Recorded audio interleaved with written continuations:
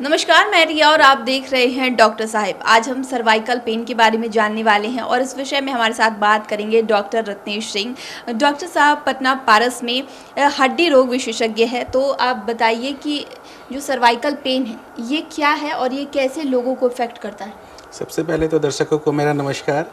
Cervical pain ज़्यादातर अधिक उम्र हो जाने के बाद 40 साल, 45 साल, 50 साल के बाद उम्र से रिलेटेड चीज़ है। जैसे जैसे उम्र बढ़ती है वैसे वैसे हड्डियाँ और जोड़ कमज़ोर होते जाते हैं और गर्दन का जो जोड़ है, हड्डियों का जो जोड़ है स्पाइन का, वो धीरे धीरे कमज़ोर होता है, उसमें डिजेनरेटिव चेंजेस आता है। इसी कारण उसमें पेन होता है। उसी को सर्वाइकल स्पॉन्डाइट आम भाषा में सर्वाइकल स्पॉन्डिलाइटिस भी बोलते हैं।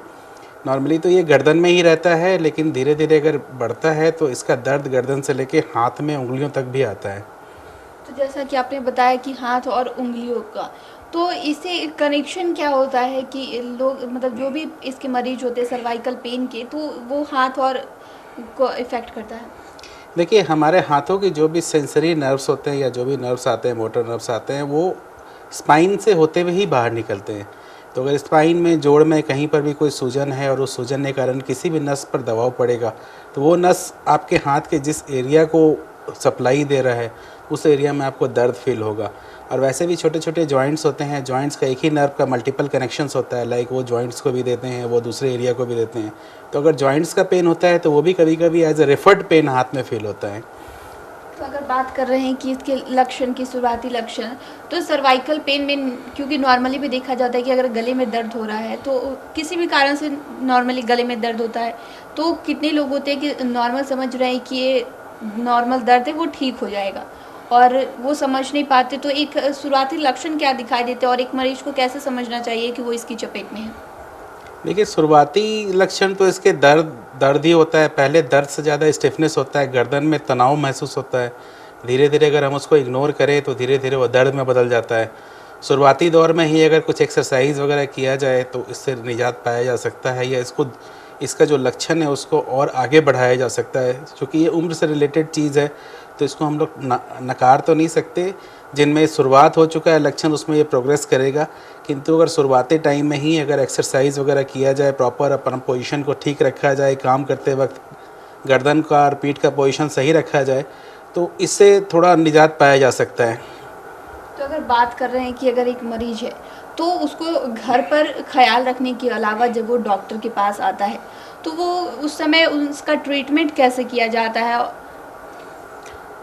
हम लोगों के पास जो मरीज आता है उसका हम लोग एक बार एक्सरे करके देखते हैं। गर्दन का एक्सरे होता है, सर्वाइकल स्पाइन का एक्सरे होता है, एपी व्यू और लेटरल व्यू, नॉर्मल कंडीशंस देखते हैं। उम्र के साथ तो कुछ ना कुछ चेंजेस आता ही है बोन में। अब मरीज़ के लक्षण के साथ उसको मिलाना होता है। कभी कभी हड्डियों में ज़्यादा बदलाव होता है, मरीज़ में लक्षण कम होता है। कभी लक्षण ज़्यादा होते हैं और हड्डियों में बदलाव कम होता है।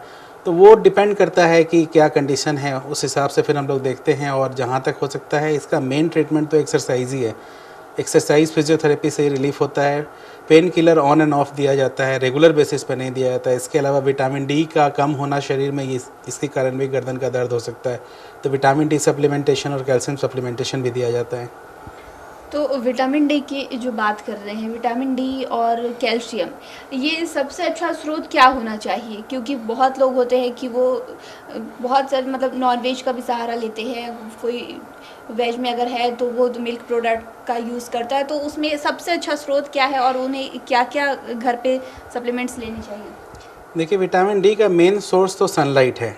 अब सनलाइट का एक्सपोजर बहुत कम होता है तो आपको ऊपर से ही मोस्टली सप्लीमेंटेशन लेना पड़ता है। जो भी हम लोगों की स्टडी है वेल टू डू फैमिलीज से, उसमें 90% लोगों में विटामिन डी की डेफिशिएंसी देखी गई है। तो समय समय पर अपना हेल्थ चेकअप कराएं, विटामिन डी लेवल चेक करें, अगर कम है तो उसका सप्लीमेंटेशन लें। धूप में बैठने की कोशिश करें, विटामिन डी का सप्लीमेंटेशन। तो अगर आपके शरीर में विटामिन डी का लेवल सही है तो आप खाने में जो भी कैल्शियम लेते हैं वो अच्छे से एब्जॉर्ब होगा और आपकी हड्डियों में जाएगा, हड्डी की मजबूती रहेगी। तो विटामिन डी का सही होना ज़रूरी है शरीर में। तो अगर हम बात कर रहे हैं कि एक मरीज जब वो पारस आ रहा है तो उसको पारस में क्या क्या ट्रीटमेंट दिया जाता है? पारस में सर्वाइकल पेन वालों को मेनली फिजियोथेरेपी मेन ट्रीटमेंट है इसका, और इसके अलावा उनको पेन के लिए दवाई वगैरह दी जाएगी, विटामिन डी सप्लीमेंटेशन दिया जाएगा। मरीज़ को घर पर भी खुद से एक्सरसाइज करना पड़ेगा। फिजियोथेरेपी तो आप एक समय के लिए कर सकते हैं, लाइक 7 डेज़ 10 डेज़, लेकिन उसके बाद एक गर्दन की कुछ एक्सरसाइज होती है जिनको आपको रेगुलर करना होता है। वो आपको फिजियोथेरेपिस्ट सजेस्ट करेंगे, वो आप लगातार करना होगा आपको।